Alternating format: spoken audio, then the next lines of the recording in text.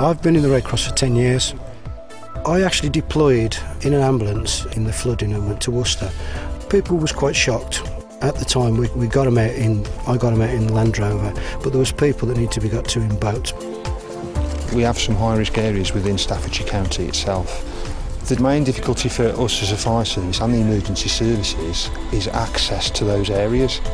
We can get to the extremities, to the outer cordons, but what we can't do without the use of boats and specialist equipment is to actually get into the heart of the flood and carry out those rescues.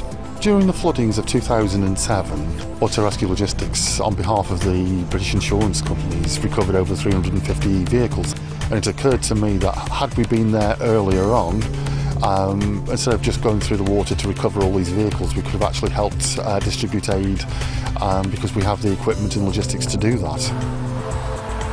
The Heavy Rescue Partnership is a collaborative venture between the British Red Cross, the Heavy Rescue Partnership, which is a charity itself, and also Staffordshire Fire Service. The role of the Red Cross in this partnership is to provide the trained volunteers who have been equipped and have been prepared for the role to accompany the drivers from the Heavy Rescue Partnership to deliver relief aid to people who have been affected by flooding and adverse weather. We can only move resources and personnel in small numbers through our boats, but these vehicles can provide that assistance. From a fire service point of view, this service provides a link to that community that could be possibly cut off in a flood. The bulk of the vehicles that we'll be using are the Bedford MJ. It's an ex-military vehicle. They have a 4-ton payload. They can go through 2 metres of water once they've been modified.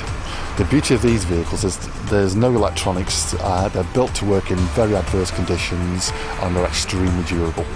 The pit review recommends that local authorities, emergency services and private organisations should work more closely together and that they should link in to be able to provide the support that communities need in time of crisis. And that is exactly what this partnership is achieving.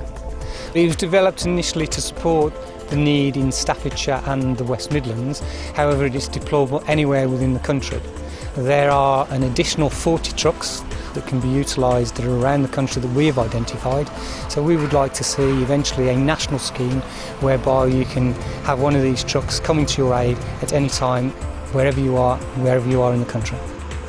I volunteer for the Red Cross because I like to help people, and it makes me feel as if I'm lucky that I'm a volunteer and just going in to help.